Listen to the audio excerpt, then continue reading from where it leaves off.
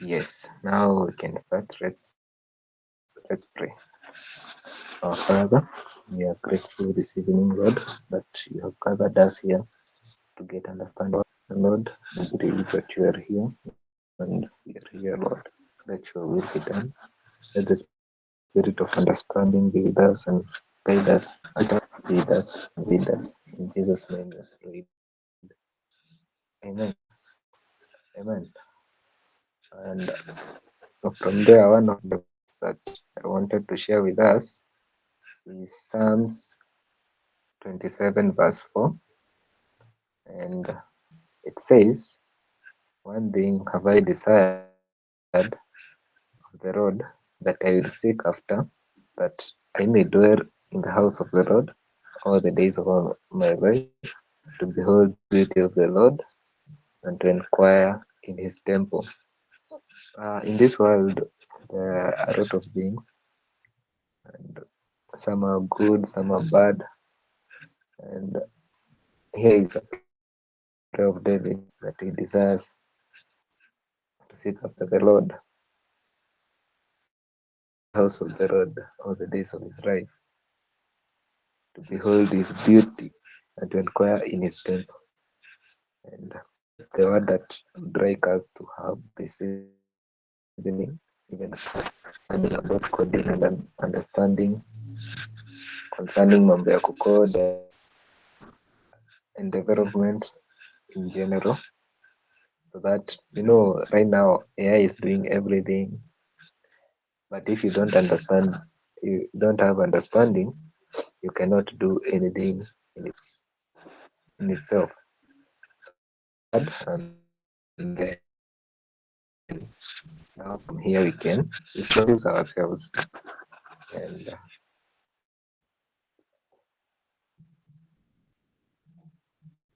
I will start with who. First of all, let me introduce myself. I have not introduced myself. My name is Patrick.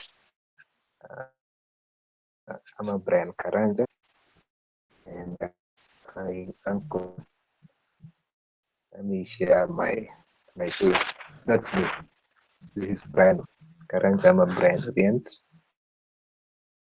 and Jacob Seal, and I thank God for that. Yes. Acha nizime kamera, maybe kuna watu wanatumia bundles. Yes, you can introduce. Hapa tutaanza na nani? Naona Morris ako wa kwanza on my side. Morris is just, and then So, hello everyone. Morris Nyaga is my name, and nimeokoka. So, and I'm here to learn. Yeah. Na Brian, kuna vile sometimes unakatika katika, sijui ama ni side yangu iko na shida ama ni nini. okay, pore, sorry. Maybe it's on my side, the internet. I don't know right now inachezea ngapi, but we can check tuone inachezea ngapi.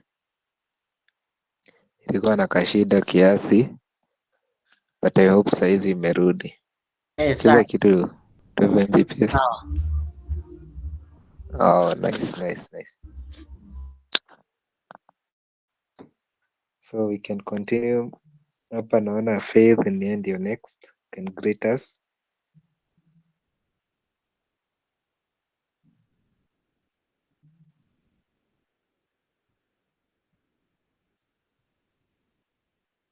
Madam Faith. Hello, Hi. hope you are fine all. I'm Faith Anala. I thank God for this opportunity to learn things according concerning a web developer, and I know he will take us through. Thank you very much for this session. I'm expecting to learn more. Thank you. Amen. Thank you. Thank you for coming and thank you for yearning to learn more. Madam Precious, is it Madam Precious? Madam Esther, I don't know. Precious is next.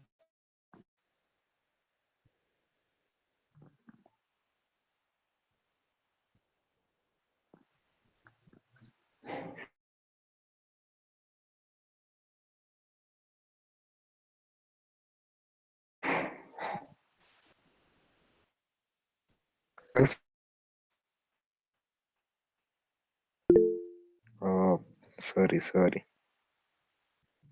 Otherwise, you're well.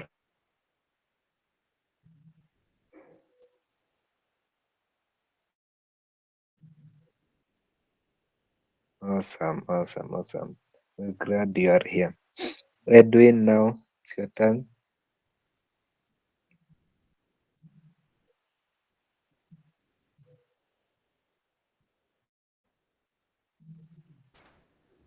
Yes, hello. I'm Yeah, grateful to. Hello, can you all hear me? Yes, I'm yeah, I grateful can for. hear you. Yes, I'm grateful for this opportunity. I thank God that we have come here, all of us, to learn, and I believe we will all learn in this interesting coding or web development course. I'm thankful. Yes, thank you. Awesome. Thank you. Welcome. And now I think now we can go to the next to-do list. So the next to-do list hapa ni ku-explain mambo ya VS Code. I'm assuming that each and every one of us have VS Code. So hii yenye mnaona hapa is a code editor, VS Code, and iko na different settings, different themes. Hapa ni penye unaandikia your code, this area here, and then we have this sidebar. Hapa ndio you can access your files where you have saved them. Like this one is a folder in itself, inaitwa UFED, understanding for every developer. So I decided to call that folder hivyo, and then hapo nimeweka this Excalibur. It's a place yenye naweza chora kitu yoyote. You can write here. So it's a prototyping something that I can use. And then here is some HTML. So here is where you write your code. In VS Code ukiangalia yangu inakaa different because it has, and the first time you install inakuja ikiwa this theme. This is the main theme yenye inakuaga kwa VS Code ukiinstall the first time, and yes, maybe the other thing is that hii yangu I have made a lot of settings. Nimechange this nini, nimeiweka on the right if nini explorer. So ana inaitwa explorer kama yenye huwa tu tunakuaga nayo tu kwa kama ni Windows itakuwa na Windows Explorer. It's almost the same thing. So works almost the same thing. But yangu nimeicustomize iko on the right. But ukiinstall at first time inakuwaga on the left. The other thing hapa kuna extensions. Extensions hizi ndizo huwa zinakusaidia kuprogram effectively kwa VS Code. For example, hiyo yenye inanifanya inaniwezesha kuwa na this canvas ya kuchorea na kuandika notes. Hii inaitwa Excalibur. Hii ni extension, unakuja tu hapo una search Excalibur and then you can search, and you can see in this Excalibur wako na some example here of how they are using Excalibur on VS Code. So this one inakuaga mzuri sana sasa zenye unataka kuprototype ama unataka kuprove something or to show something how it works and such things. The other one yenye huwa tunatumia sana na yenye tutatumia for now, extension inaitwa live server.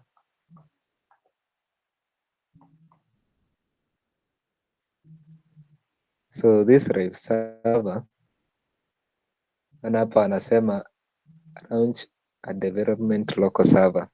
So hii what it does when you are writing your HTML kama tuseme kama hii, and then hapa tumeandika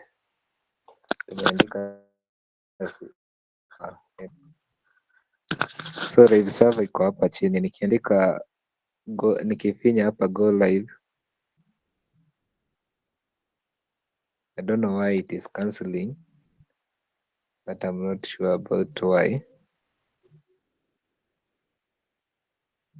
I don't know why it is cancelling, but the essence is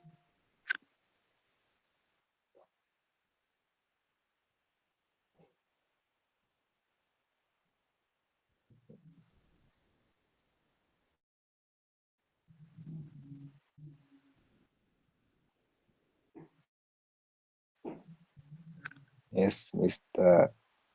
John Karibu. So the essence this live server, this HTML, I can open it on the browser and see what I can see changes directly.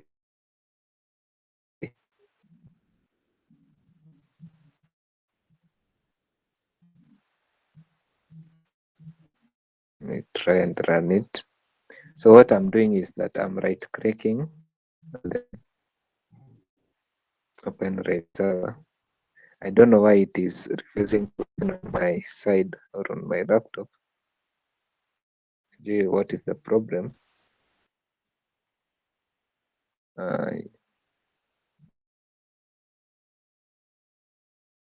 Ukifungua live server, you can able to edit a document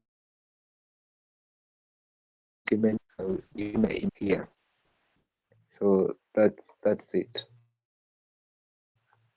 I think I've explained the bare minimum concerning VS Code. Is there any question?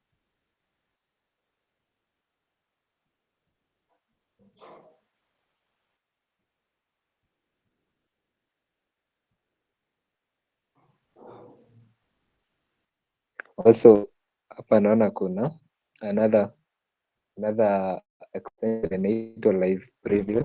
I have never used it. We can try it today on how it works also. But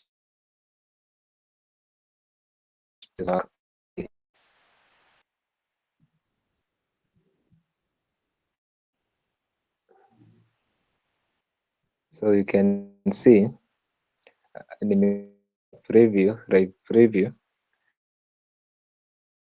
and on my side here I can see the changes. Kama hapa nimeandika hello, so if I say hello Don, ina change automatically, and I can see on my side how it will look like.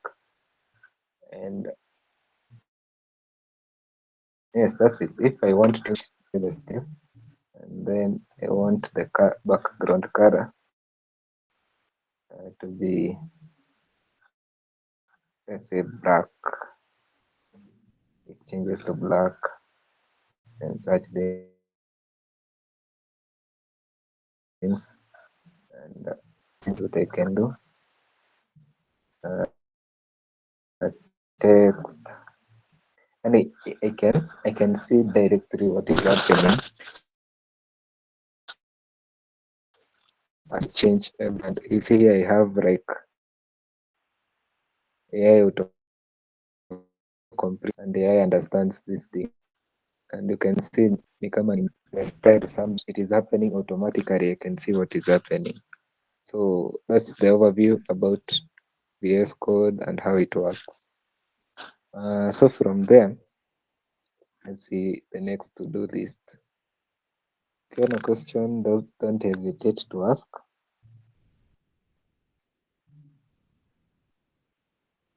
It will be of much help for each and every one of us. Awesome, awesome.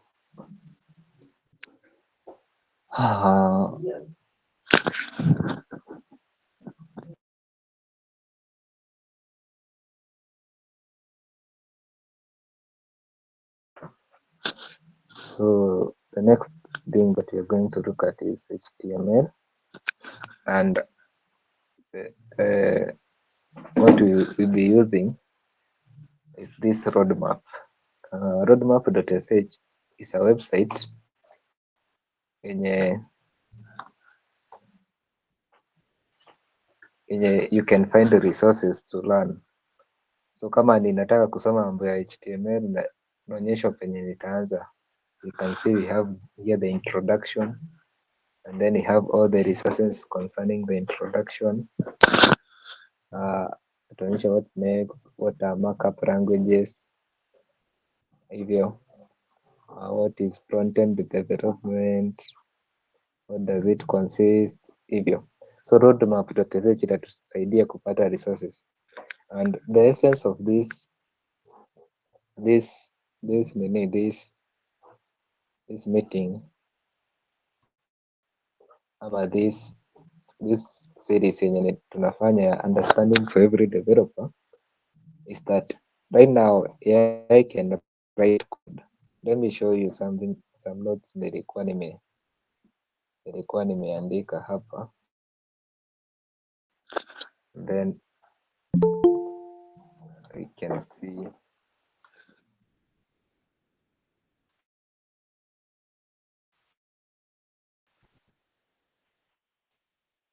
welcome Mr. Leader.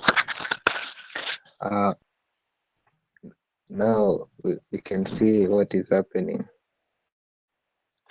So before we start learning about HTML, want to learn what is happening and why is the software development important. The first thing is that software development consists of problem solving. You have a problem, and this problem is maybe ni wewe ndio uko na hiyo shida and you want to find a solution for that problem. So the first thing in mambo ya software, you describe the problem. Once you describe the problem, you describe what is the problem really, because when you describe the problem, you get the scope of what to do, what is needed of you, such things. And then you identify a solution. That's the next part. After now you have identified a solution, and solutions cannot be itakuwa solution moja, inaweza kuwa na many solutions.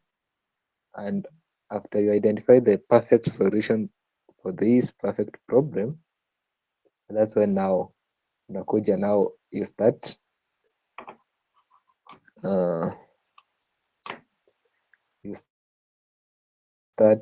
you scope the work, what is needed of me, what for me to implement this solution that I have identified here.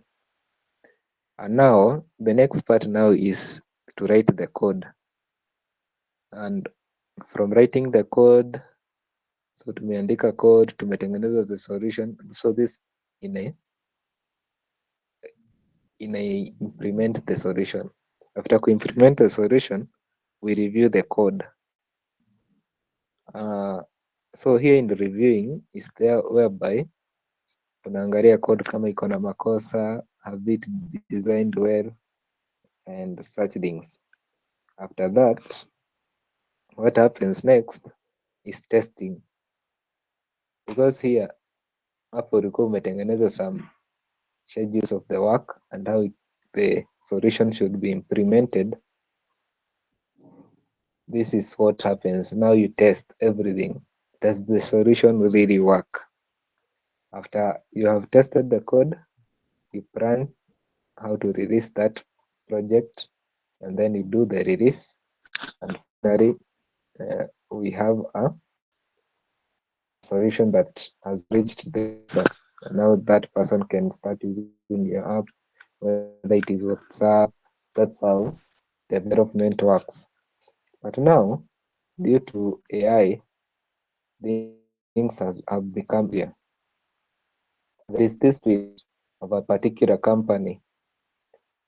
It's a group of companies, and the owner of it aliweka tweet because that company, they had employed like 10,000 people, most of them doing programming and such things, but he fired like 4,000 of them. Why? Because that's the reality of the time. Right now, you can do a lot of things with less people, and that's what is happening because AI is making things easier. It is making writing code easier. Once it makes writing code easier, we don't do what? We don't compete with AI in this. What we do now is build on understanding. When you have understanding, it's easier for you to use this AI to write better code and to build solution. So that's why we are doing this. That's why the series tunaita understanding for every developer. And with this understanding, it will help us to write even better code. When you see AI doing foolish things,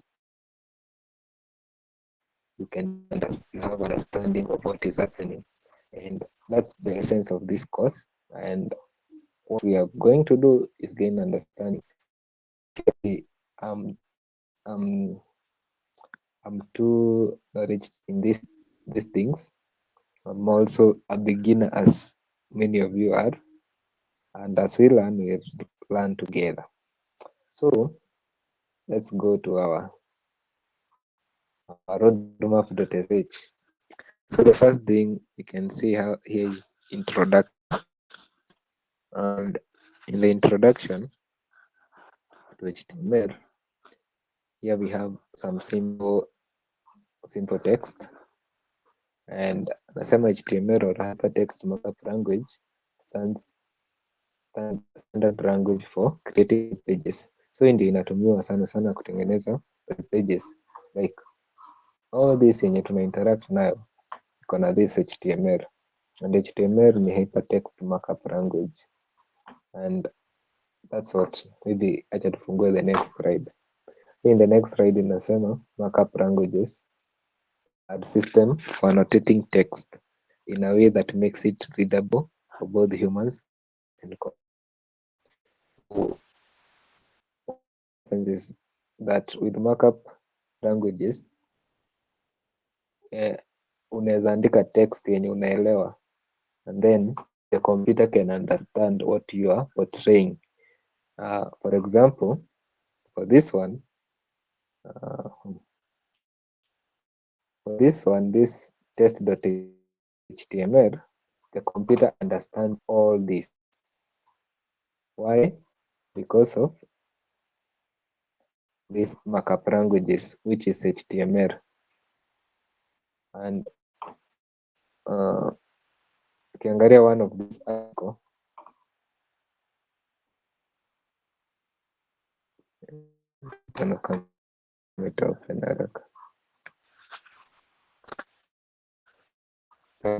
generally it's the thing here we have is front-end development.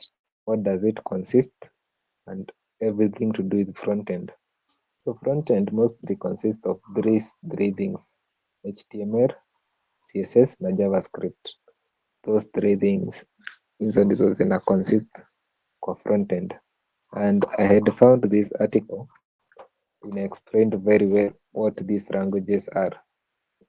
HTML ni kama skeleton, like this cartoon, the way it is explaining here. Hiyo ndio ina identify this bone is of this size and this bond should be located at a particular place hivyo. And then the other one is the CSS. CSS ndio we can see the skin color, we can see the clothing, the shoes, the color, yani it is just for coloring. And now JavaScript is the brains of the system. It's the brains that allows us, nikifinya hapa contact us, that it is JavaScript that responds to that. Mana nimefinya and then something has happened. So the brain has taken that click and what basically front-end entails HTML, CSS na JavaScript. Hizo.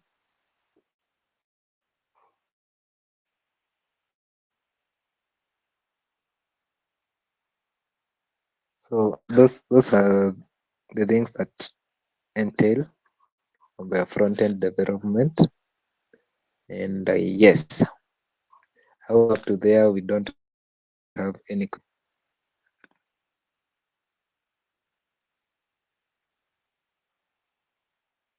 Awesome.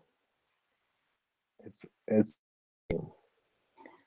so the next part of our slide, how the web or internet inawaka aje. So that's basically it. What we'll be discussing next year. And the first thing is, what is HTTP?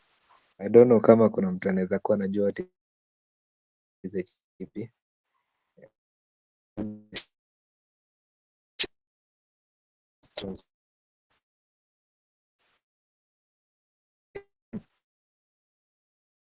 Ukienda kwa yote tu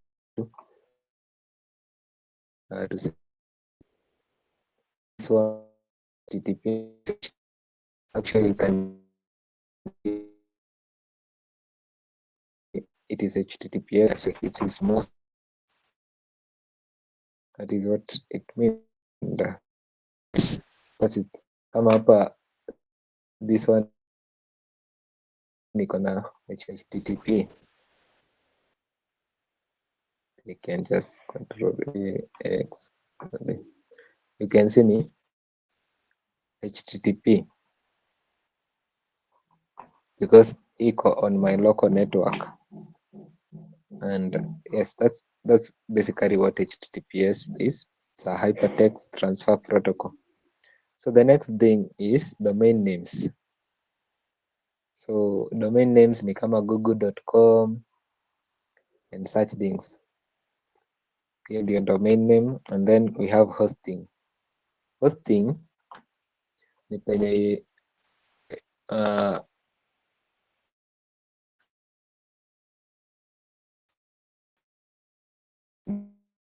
ni penye na upload your CSS or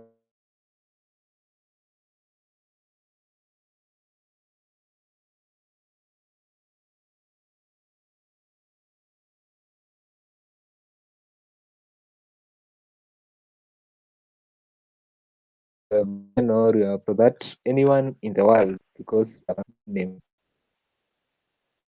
with that domain name mtu anaweza kuja click and then because of hosting hata your website when you create. The other thing ni DNS. I don't know kama kuna mtu anaweza explain what DNS is amongst us.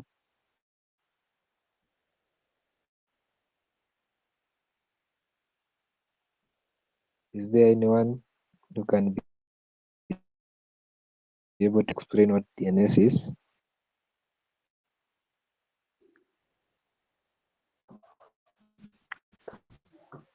Okay. So DNS inaitwa, for example, ingia kwa browser yako kitu kama Twitter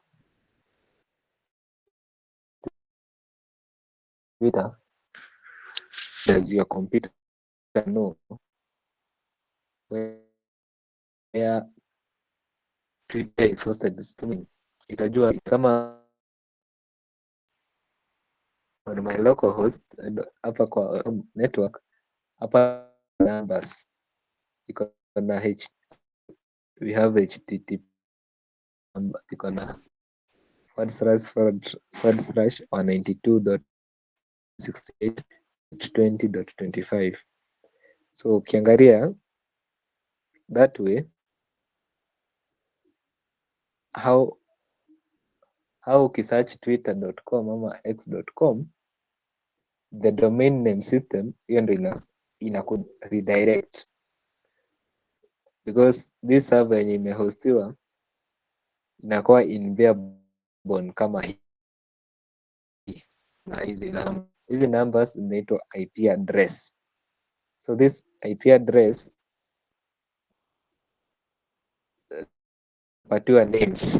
Kama Twitter iko na yake, Google pia iko na yake. Inatusaidia ama inasaidia our computer to understand this. Acha ni demonstrate with this. Let's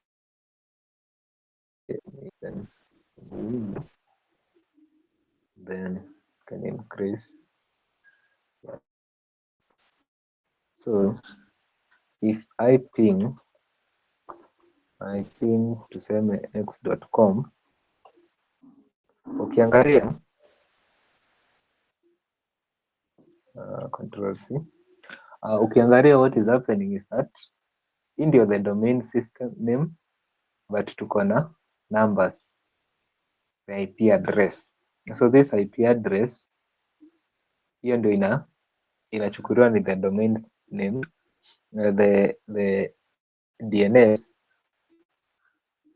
Computers communicate with the number, this IP address hiyo ndio the computers zimeelewa, but for mimi na wewe si tunajua x.com, hatujui kitu ingine. Kama ni Twitter tunajua twitter.com, kama ni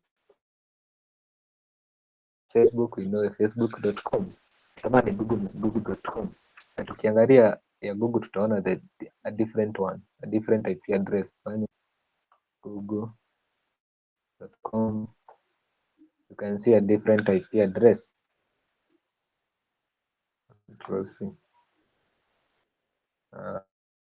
You can see this one is 172.66.0.227.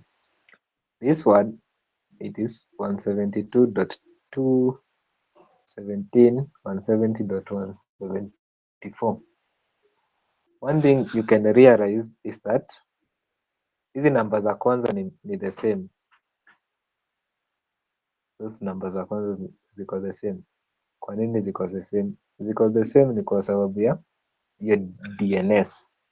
So hiyo ndio the address ya DNS, because this nikiping they are coming from one DNS. I'm using one DNS yenye na Google kwa wapi?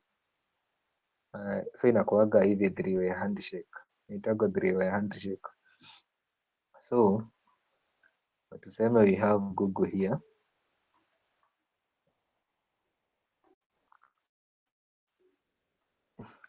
Think siwezi andika hivi.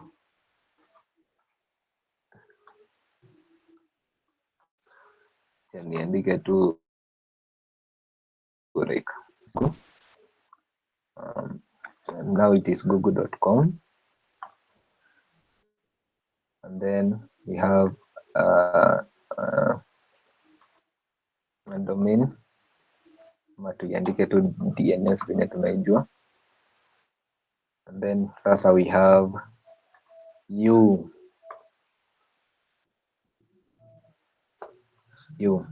So what you do is that when you go into ulize google.com, the first place tutakuja ni hapa kwa DNS. After tumekuja kwa DNS ndio ina redirect to Google. So hapo una IP address yako as a number.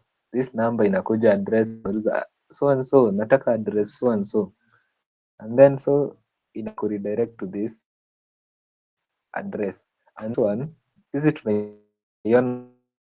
as Google, but computers zinaiona zikiwa these numbers. Computers see these numbers, and that's what DNS is basically. And then we have browsers. Hii mnajua unatumia most of the time. It is whereby incrementing HTML and CSS is made, where tunafanya rendering, and then we have different engines za ku interpret JavaScript. The most yenye inatumikaga V8, the V8 engine, and hivyo ndivyo walitengeneza, waliamua kuita hivyo. And yes, that's it. And then what is SEO? It was search engine optimization. Search engine optimization ni penye ukienda kwa Google and then you search tuseme JKotSEO, it will bring to you, acha to search tuone. So nikisearch hapa JKotSEO,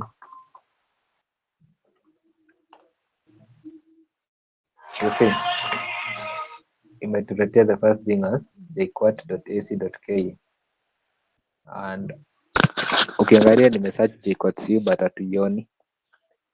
What does that mean? Hiyo ina mean site ya JKotSEO it has not been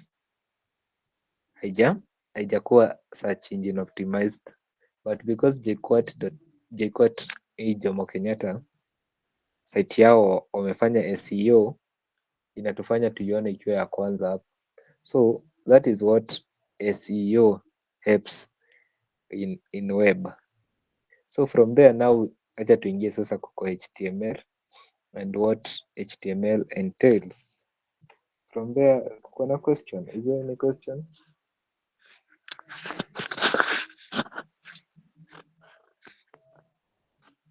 Awesome. You can just continue.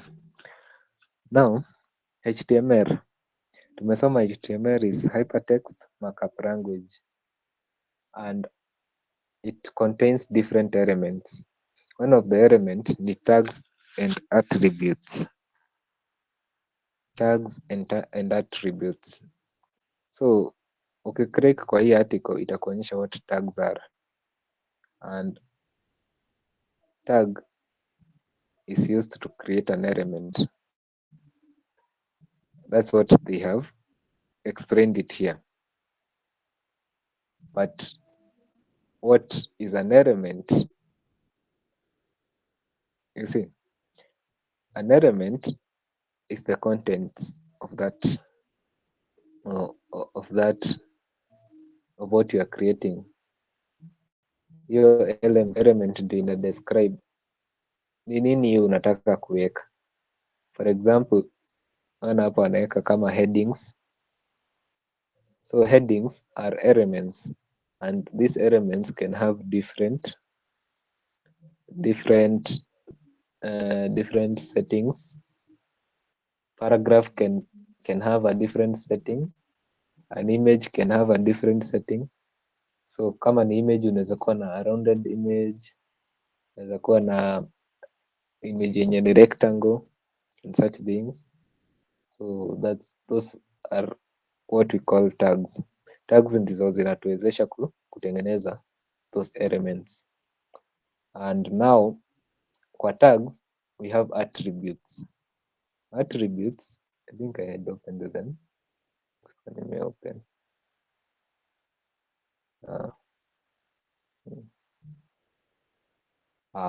They are here. Attributes, they supplement the information for the element, concerning the element. For example, you can see here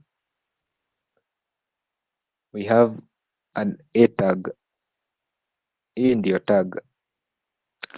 Let me write it kwa code. Get one. How it works. So hapa nikiandika the A tag hivyo, hiyo ikiwa hivyo, that's a tag A.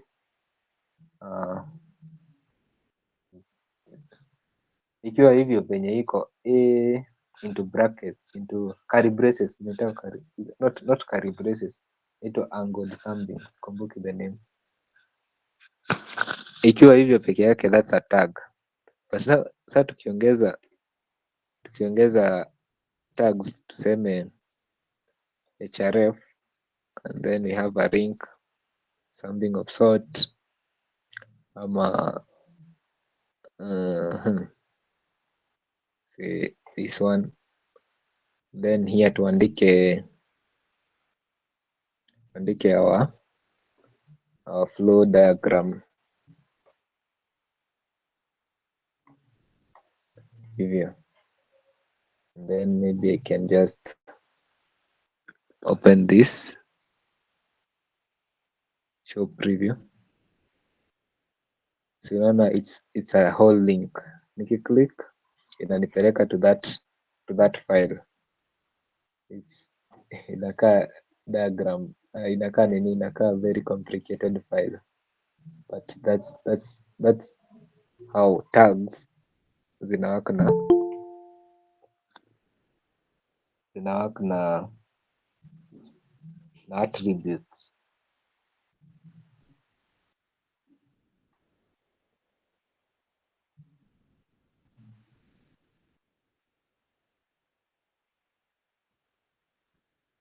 Yes, from there we can see we have different attributes. So different tags have different attributes. So you see in this example we have the href tag. Hii ndio inakupatia the link, and you can see this href tag ndio ndio inatuwezesha ukiclick here inatupeleka to this what do you call it, this URL, and then from there we have another tag yenye inaitwa target. Sometimes unapataga kwa website kuna link, ukiclick inakupeleka on a new tab. So for example, ingia on this site yangu, if I click maybe is it about, I think iko in the same of this one, so hakuna yenye nimeweka like unaweza fungua on a new tab. So kuna don't know whether that one inafungua on a new tab, ifungua on a new tab. Pia hapo sina example nzuri, I don't have a good example here. Oh, I know nimejua yenye iko na example nzuri. So hapa I have put a link, nikiclick utaona imefungua on a new tab. You can see we have this one and then we have this one. So what is happening na hii, where is it? Not that one, not that one again. So what is happening is that I have put this target, and the target imewekwa blank kwa sababu that's its attribute. Wenye walitengeneza waliandika hiyo code waliamua kuita hivi target blank, that's why it is going to a new tab, and that way. And then we have some global attributes. So these global attributes, these are the most useful ones. Why? Because you reuse them often. They are used often in many times. Kama hii ID is a unique identifier. Let's say to create something. Okay, let me give you an example. Tutoe hii styling, tukue basic tu. Let's say I want to create a profile, so I can put an image tag, and then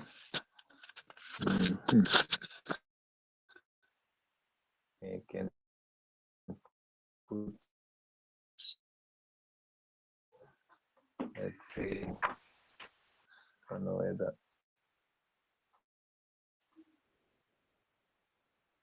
we can copy this. You see, I can see the source, then kuna alt tag hapa naweza sema ni profile, then I can put an ID. ID is a unique identifier, so tunaweza sema hii ni profile pic. So this unique identifier helps us even in our code. Hata tukienda tutengeneze another page for HTML, when you want to link those two things, you use these IDs to do what? So those IDs zinakusaidia ku move from one place to another.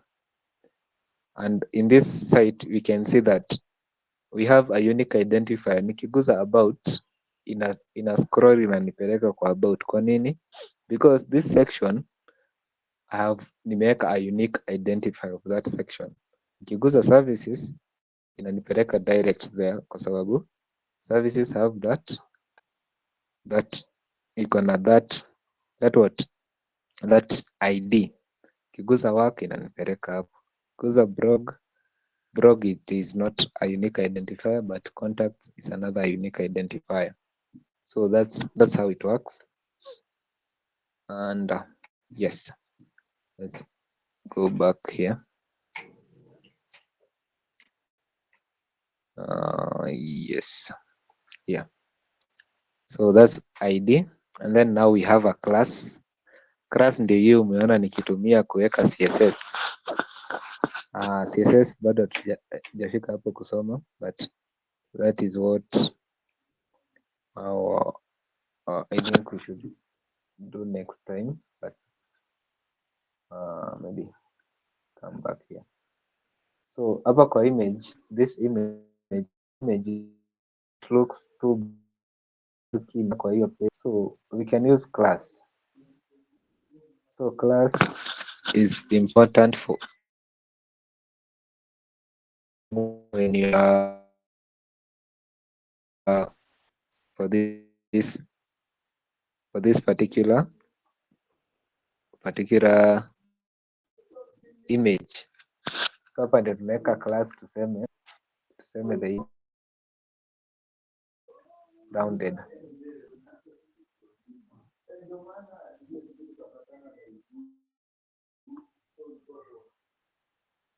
I don't write the word rounded. I think it's that way. So we want to round that. Kuna kingine inaitwa and then rounded, and we can do that. But sikumbuke how we used to do this one. So that's how we would do, like, and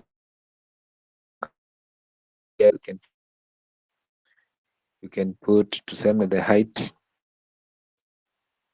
let's say 200 pixel, that way. You say that's how you put using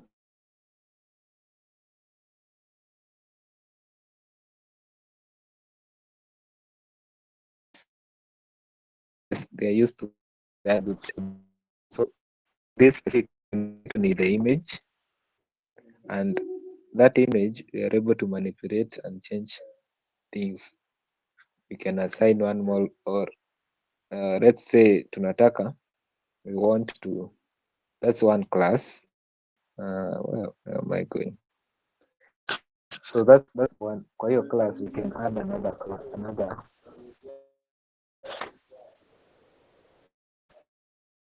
attribute equal grade.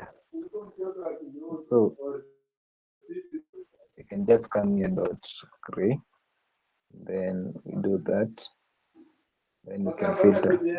So when our image imekuwa grade. So you see, with class you can put different attributes, different things here and there, and that's how classes work. The next one is styles. Sitapitia zote but nimepitia most of them which are important. Styles, styles. It is when you don't want maybe to use maybe let us delete this. Yes, that way. So our image imerudi hapo, tutaweka tu style and then the height maybe auto like 200 pixels, then but then yes, your 50. You see, we kind of doing the same thing, but with the style in the back inline style. So there are many. You have language specific. You can change the language of an like for example your language. You have HTML. The main language yenye tunatumia ni English, and you can use different languages. That's design better experience. So that's it concerning attributes. So this particular article is in depth concerning all those things and such. So let's come back here. Is HTML case sensitive? What do we mean by case sensitive? Mara umetumia capital, umetumia small letters. So HTML it is not case sensitive. Unaweza tumia capital, unaweza tumia small, but it is recommended kutumia small letters for consistency na readability. That's it concerning that. HTML entities ni hizi kama copyright, trademark, those symbols zenye they are quite hard to implement. Kama hii copyright, this one. So those entities wenye walidesign HTML they thought of that and they designed entities wanaziita HTML entities, and tukiweza fungua this link tutapata concerning them. It open. Concerning them, although they are not many. Na kama hii inatumia the ampersand lt comma, it's kind of cryptic in a way, but when you walikuwa na design they decided to put them like this. We have a list of them. I think we have references. Yes, this one. Tuseme unataka kuongeza this character, this is how you do it. You want to put maybe pounds, even if unaifanya, you want to put euros, many degrees, such things, those complicated things. That's how they are done into HTML entities. The other one is comments. Comments is when you don't want a particular line of code ikuwe inatumika. For example, if you want to comment this image, hatutaki kuona hiyo image, I'll just comment like that and you cannot see it. And you can see what has been added with these two things. This. So that is what has been added on the comments. So that's all about comments. The next one, white space, but see quite important. For now, we can leave it at that.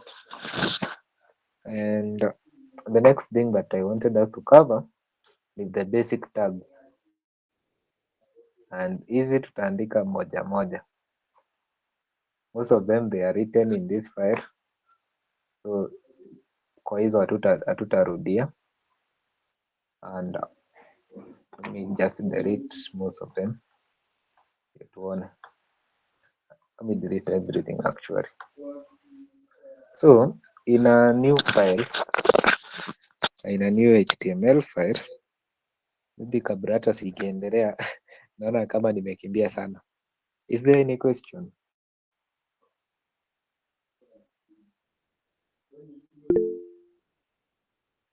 Yes, Mr. Lila.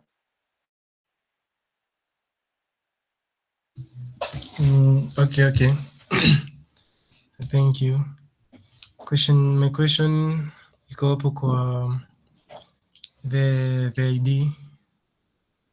Mhm. Yeah, na the venye you use the ID like ukitumia venye umetuonesha hapo kwa ID unaweza tumia in the nav links like kwa hiyo menu like home your services like yeah, juu maybe ni kama a link ukipress home inakupeleka to that new tab so I don't sijaelewa like venye unatumia the ID ku place information inside that link in that ukiclick una access information unataka about maybe services. Okay, let me maybe explain it better. So tumesema ID is a unique identifier. Tuseme uko na element, uko na, for example, this image this is an element. For now we know this is an element. So this image nikiweka ID is a unique identifier. So hiyo unique identifier, that means hakuna image ingine inafanana na hiyo, na tutaipatia jina fulani, na hiyo jina hakuna nini ingine iko na hiyo jina. Sijui kama umeelewa, from up to that part unaelewa what is happening. Yeah. So what we are doing, so tumeona hapa kwa go back hapa kwa hizi links, what we are doing tunatumia these tags, na hii tag a tag. So hiyo what we are doing, we are href ni ku reference ama ni header reference. What we are referencing now is that tag. Ndio maana unaona nikiclick home hapa inabaki tu kuwa hash. Nikiclick about, si kuna hashtag hapo mbele. Nikiclick services, so sasa zenye nilitengeneza hii section nilihitaji sasa zenye nilitengeneza hiyo section niliipatia ID, na hiyo ID nikaita services. So how to come to kuzifikia, nilikuwa unazifikia hivi. So what I'm just putting on my link, ina put hashtag and then the name of that, tuseme ni logo, and then maybe you can uncomment this, and then maybe tunaweza ipatia bottom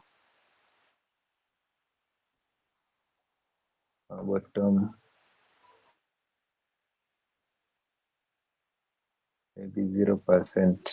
I don't know kama that can work. I don't know.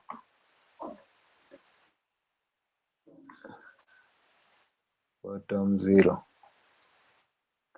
Sijui kama ina work hiyo style.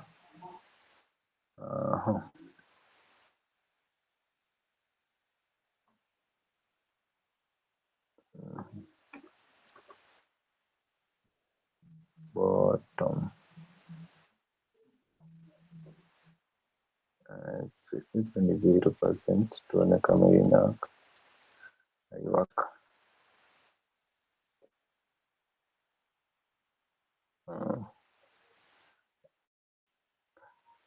Still it is not working, that one.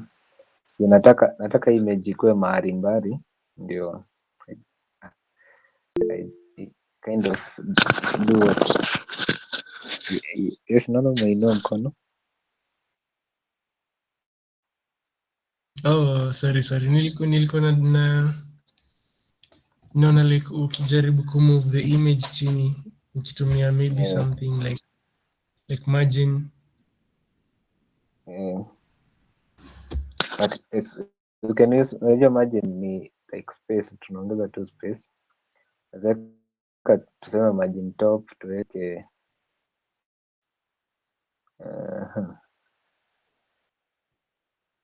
let's say 500 pixels. So we can see the image imepelekwa huko chini, and then hapa kwa image we can add the ID. ID actually iko ID inaitwa, si ndio hii, this ID profile pic. So if I do profile pic hivyo, if I click hapa flow diagram, it should take me there, taniteremsha mpaka huko chini, but on my site it has many settings zenye nimeweka in a way. So those settings ndizo maybe hapa kuna kosa nimefanya, nimeweka like, simaona it's like we are moving to it. Sasa tuko karibu na hiyo image, but once we click it we are taken to that section because of this unique identifier. So even on my site that's the same thing. If I go to work, that is what is happening. If I go to contacts, maybe I go to home, that's what is happening. Although sasa this one has more settings, ndio maana unaona iko smooth in a way. Sijui kama umeelewa.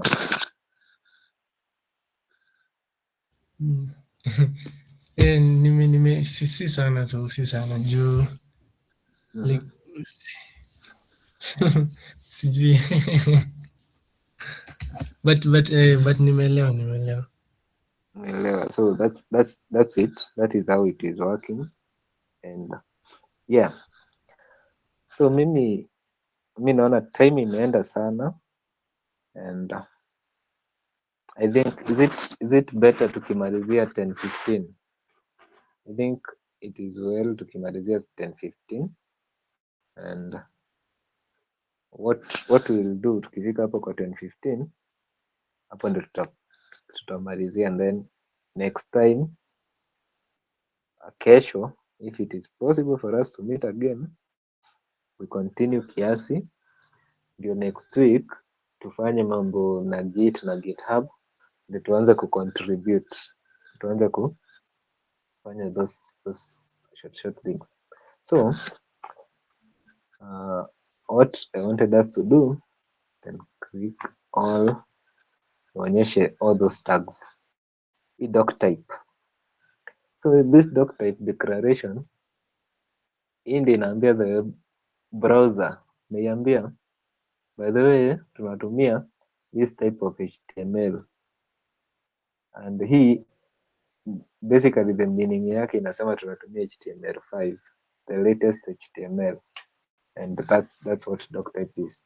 So hapa kwa VS Code kuna extension nimeinstall, nikiweka exclamation and then I press tab, I get all those tags at once bila hassle mingi. So these tags, what they help me to do, what they do now, we can explain each and every one of them. Hii doc type ukiangalia imewekwa hapa, but iko na tag inaitwa HTML. Each and every file HTML inafaa ikuwe ianze na this name ya doc type, and this one basically wenye walitengeneza HTML walisema hivi ndivyo tutakuwa tunaambia browser tunatumia which version of HTML. So basically browser ikisoma hapo inasema tunatumia HTML version 5. That's what basically is ina explain. So the other thing is that each and every file HTML inaanzaga na this tag, tag HTML, this tag, and I think that's the next tag, HTML, this one. HTML is the root element kwa kila website. Unaona hata hii website yenye yote tunatumia hapa, it have HTML as the root, and then we have body. Body ni mwili ya your website. It's just simple like that. The header ni kama kichwa ya website yako. Meta, so meta tags ni zenye zina describe the web page, ina entail nini na nini, and hizo acha tuzione.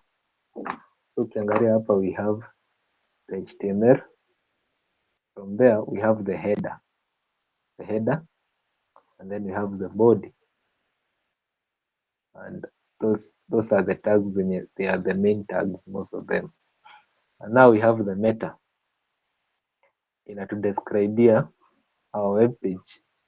Ukiangalia the first thing inatudescribia ni the encoding yenye tunatumia. We have different encodings, and the next one ni meta, anatuambia the viewpoint, the like the content, the initial size. So hii inatusaidia kuweka mobile responsiveness. And then I don't know kama tumecover the title tag. The title tag is not here, but it is here. The title tag, what happens with this is that inatusaidia kuname our site. And ukiangalia for this one inaitwa document. This document, ukiangalia hapa juu kuna document. If I change this one, saizi utaona hapa tumechange. Unaona nimedelete, and then hapa juu imekuwa deleted. So nikiita tuseme profile, hapa ndio tutasema profile. Tukisema ni dashboard, ina change inakuwa dashboard. So that's what the title tag does. Simple things. Kwa hivyo tu. The other thing ni the H tags. Hapa tunakuwa na H tags ama headings.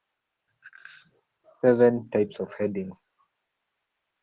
Not 7 but 6, sorry. We have 6 types of headings. Tuko na H1, H2, H3, H4 na H5. So ukiangalia zinaenda zikikuwa kidogo.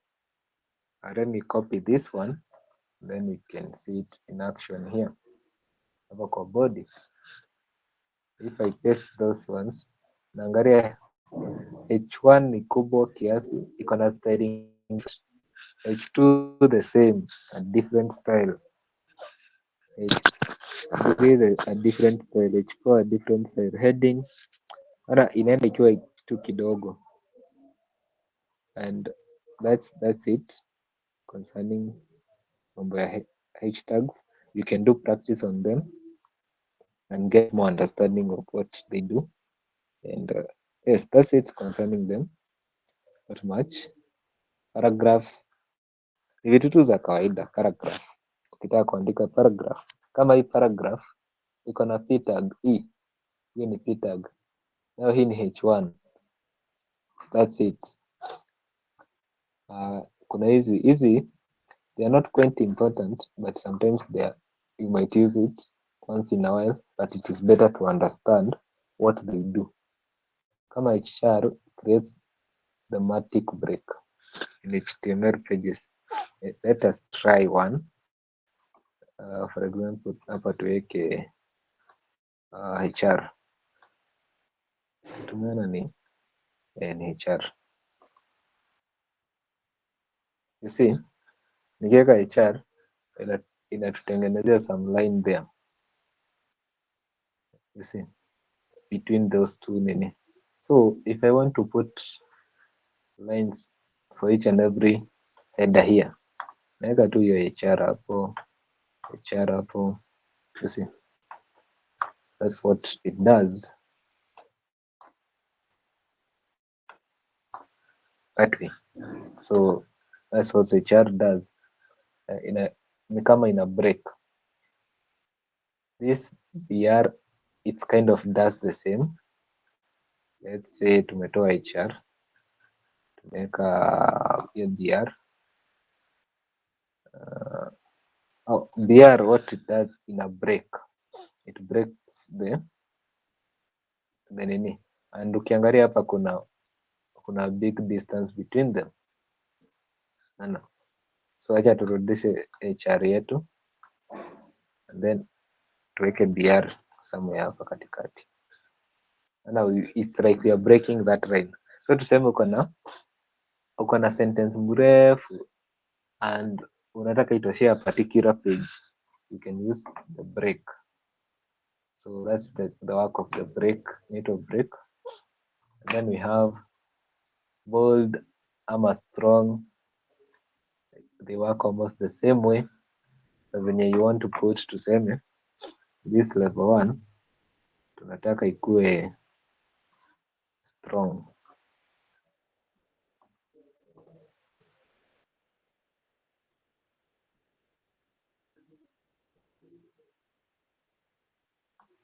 Strong. And then that way. Although it is still strong because hiyo ni H1, maybe acha tutumie hizi za chini tuone kama zitachange.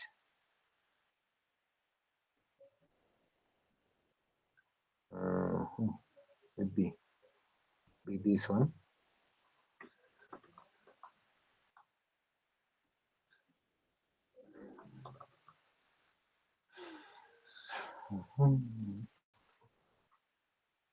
This one has a change, but basically what strong does ni kama uko na very let us put a paragraph here maybe. Hii itatuwezesha kutuonyesha what is happening.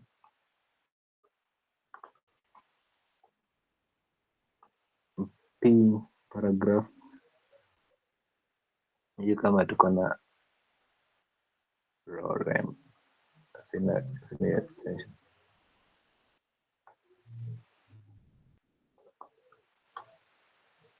Nice. So we have this. We have this.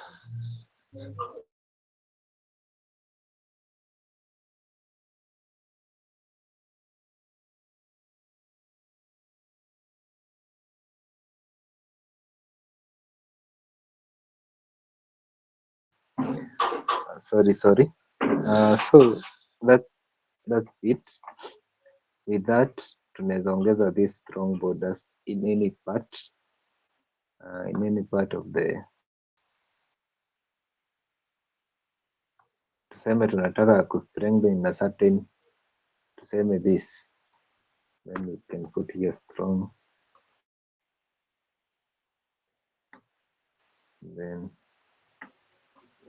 you can see this one is elevated more than the other. You can see. So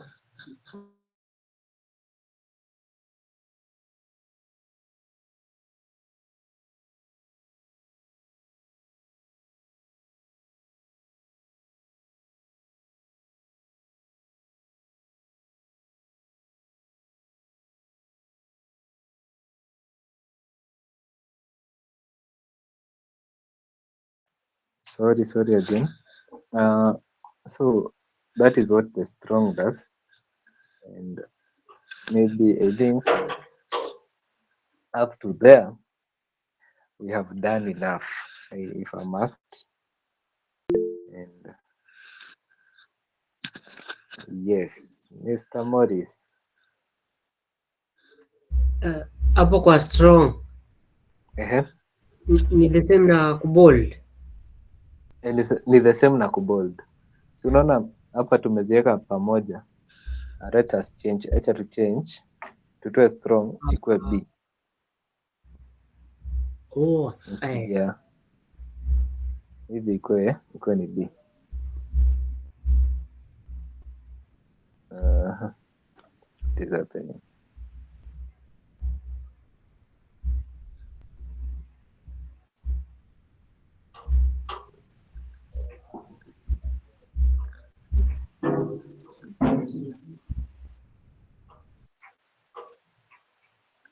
Yes. So ukiangalia nimechange imekuwa B, and the same effect is happening because sioni kama kuna difference for me. That's why most of them hata I don't use them. And hiyo kuna zingine hatujaangalia, sioni kama it is good for us to look at them right now. Hizo unaweza angalia them at your own time. Go and look at them. Maybe you can set aside like 1 hour ama 30 minutes. Go through them, write them in code, see them in working, and that's hapo ndio tutafikisha leo. I think we have covered much.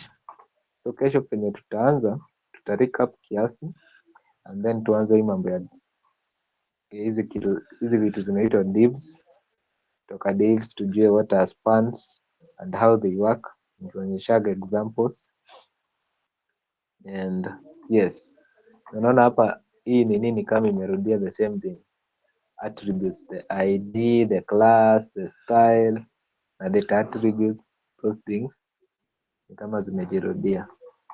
So yes, that is how. Acha tufikishe hapo, and as I have said, that's the time. Maybe is there any other question? We can call it a day.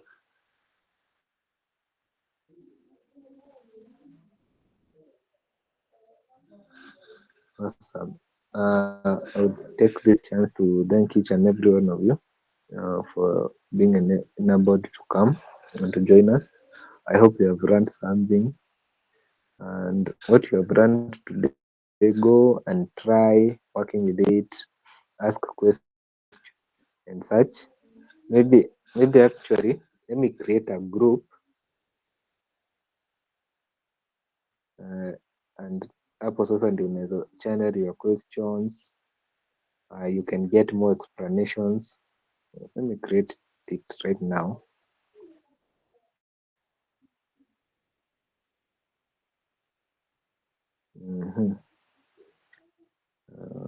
Create a new group.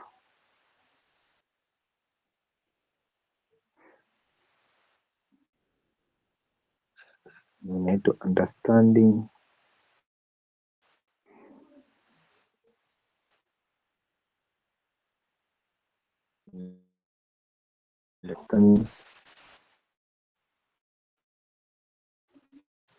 for every developer.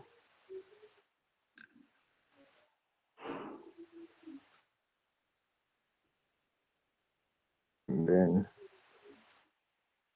let me share the group link. Hii ndio tutakuwa tuna communicate nayo, and if you have any question, let me share it in the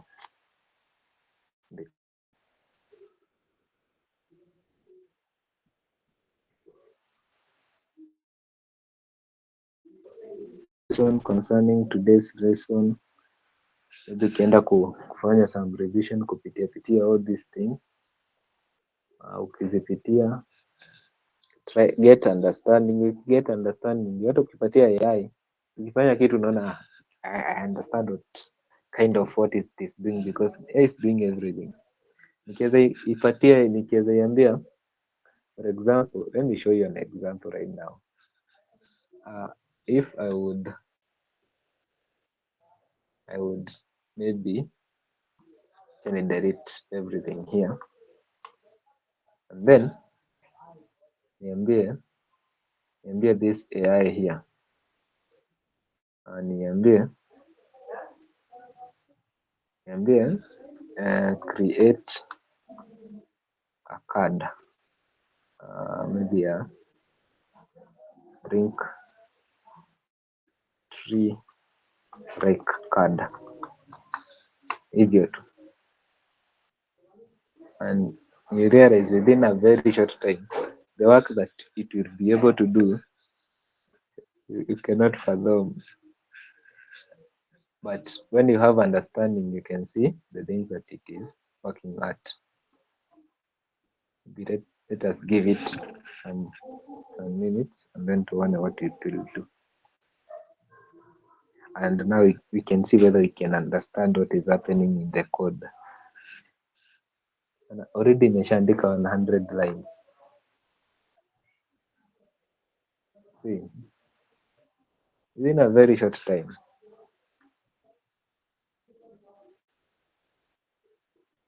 And siku hizi ukitaka kujua site imeandikwa na AI, the color looks the same. So nani imesha design everything. But now let us see the code whether we understand something. Let me keep those ones. So ukiangalia hapo imetumia the title imeita my links, and that's why hapa tunaitwa links. We have styles. So styles hizi ndizo zina, nikiweza comment these ones hivi, we can see hiyo ni HTML inakaa hivi, but you see like CSS inaipatia the clothing. Here we can see a class. Sijui kama kuna ID, sioni kama kuna ID, but imetumia the basics tu, nothing much, nothing big, nothing, but unaona imetumia some comments.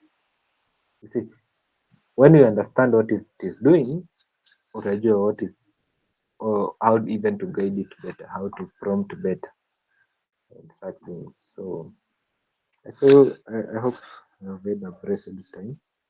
Mimi sina kitu ingine. Any other questions? Any remarks? Turudi hapa ina watu do ilikuwa imesema kukiwa na remarks tutakuwa nazo. Any closing remarks?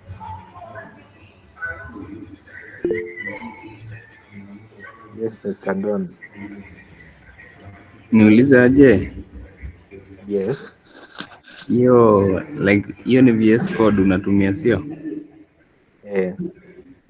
So umelink aje VS Code unaweza extract code inaweza ku extractia, inaweza ku umelink aje VS Code na AI? VS Code inaitwa Copilot. Hii Copilot yenye ninatumia inakuwaga pro feature ya GitHub yenye wanapatiaga students for free. That's why I'm able to use it here directly. And then ukiangalia kuna ingine kuna mzee ameshare hapo kwa group yenye inaitwa Winsurf. Winsurf is another recipe ya VS Code. Hiyo imetengenezwa ikuwe na AI ndani. So that's how I'm able to access such things. And yes. Is your question answered? Yeah, it's answered. Thank you. Thank you. So mimi sina kitu ingine ya kusema. I'm grateful. Yes, Edwin. Si utashare hizo relevant extension umeziweka kwa VS Code ndio hata si tukaange ready. Yes, I can share them, but one of the most of them I can share them because it's kind of tricky, but zenye tu unaweza anza nazo, maybe you can write them right now, iandike mahali. Kuna hii yenye inaitwa auto close tag. Hiyo inanisaidia nikiandika a certain element inaniclosea automatically, so siandiki sijui kama umeona code nikiandika, tuseme hapa nikiongeza tuseme here somewhere here, if I add a div kitu kama hiyo, nayo inanitengenezea the full of it, but kama sina hii extension ingeweza kuniclosea hivyo. The other thing ukiangalia kuna hii extension inaitwa auto rename tag. Auto rename tag, tuseme nataka ku rename this from a div to a, hivyo ina renamea vizuri sana, although kuna sometimes I work for, but that is basically what it does. Ikiweza tusema ongeza iache kuwa a kuwe HTML, unaona it is just doing the same thing inanirimenia kitaka ikuwe strong, it is remaining for me, so mimi sijisumbui na all those things. The other extension ni Excalibur. Hii Excalibur ndio inanisaidia kufanya these things, na kuprototype, kuandika, kuchora and such things. I hope unaandika mahali. Live preview hii tumeinstall saa hizi, sijaitumia hii, nimezoea kutumia live server because live server imekataa kuwork saa hizi, so nikainstall live preview and those are basically the nini zenye natumia. And then kuna hii code formatter. Hii inakuformatia code, unaweza andika code yako ikiwa rugged, kwa sasa hii inakutengenezea code zinakaa smart.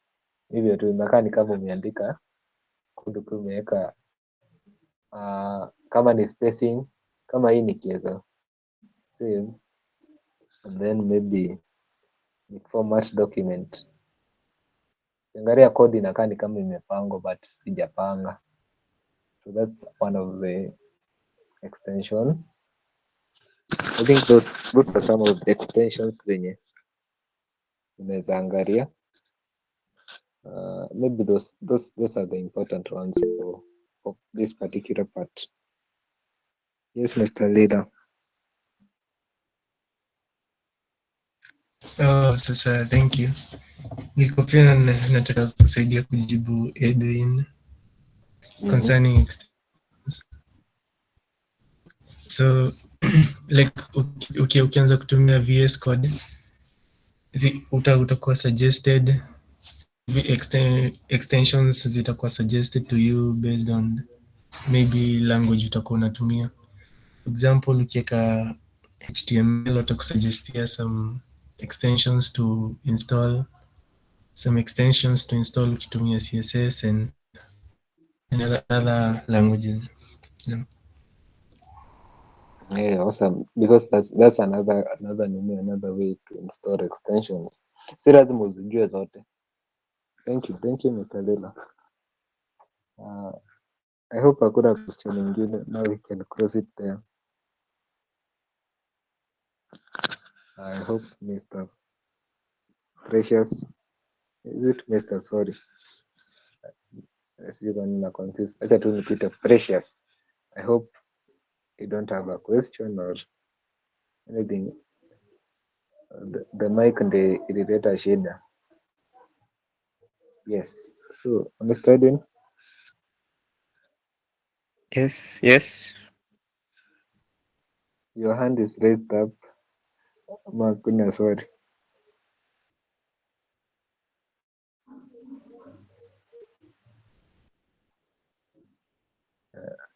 Mr. Edwin, okay.